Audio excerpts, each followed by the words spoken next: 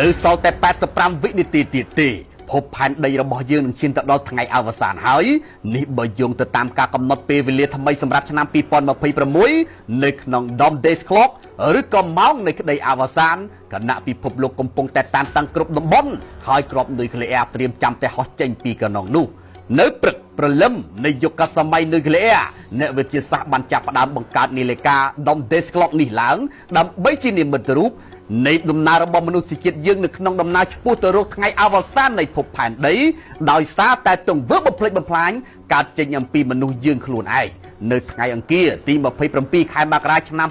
2026នេះពលគឺជិត8ទសវត្សរ៍ក្រោយមកនាឡិកានេះបានរំកិលទ្រនិចទៅមុខទៀតហើយដោយនៅសល់តែ85វិនាទីទៀតតែប៉ុណ្ណោះវានឹងដើរទៅដល់ពាក់កណ្ដាលអាធ្រាត្រហើយនេះបើយោងទៅតាមប្រតិបត្តិព័ត៌មាននៃអ្នកវិទ្យាសាស្ត្រអាតូមិកដែលបានបង្កើតនាឡិកានេះនៅក្នុងឆ្នាំ1947ពាក់កណ្ដាលអាធ្រាត្រនេះគឺតំណាងឲ្យពេលវេលាអវសានដែលមនុស្សយើងបំផ្លិចបំផ្លាញផែនដីរហូតរស់លេងកើតកាលពីឆ្នាំមុនប្រតិបត្តិខាងលើបានកំណត់នាឡិកានៅម៉ោងត្រង់ទ្រនិចនាឡិកា89វិនាទីទៀតដល់ពាក់កណ្ដាលអាធ្រាត្របន្ទាប់ពីកំណត់នាឡិកានៅ90វិនាទីដល់ពាក់កណ្ដាលអាធ្រាត្រនៅក្នុងឆ្នាំ2023និងឆ្នាំ2024អ្នកវិទ្យាសាស្ត្របានធ្វើការផ្លាស់ប្ដូររំកិលទ្រនិចនាឡិកាមកសល់ត្រឹមតែ85វិនាទីឈានទៅដល់ពាក់កណ្ដាលអាធ្រាត្រសម្រាប់ឆ្នាំ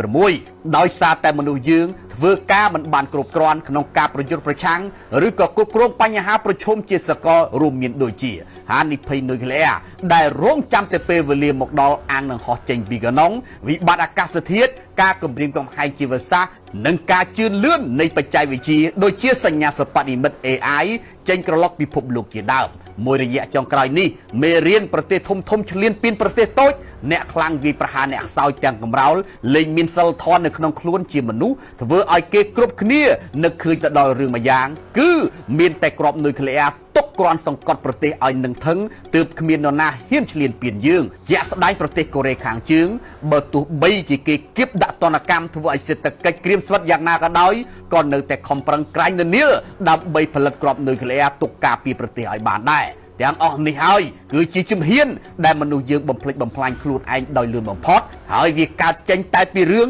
អ្នកខ្លាំងធ្វើបាបអ្នកខ្សោយទាំងគ្មានមនសិការនៅក្នុងខ្លួនមិនចេះឲ្យតម្លៃគ្នាទៅវិញទៅមកដើម្បីរស់ជាមួយគ្នាបានសុខសាន្តយូរអង្វែងទៅលើភពផែនដីនេះឡើយដើម្បីឲ្យខ្លួនឯងខ្លាំងប្រទេសនីមួយៗជាពិសេសមហាអំណាចបានខិតខំជីកកោះកកាយរ៉ែក្រមដី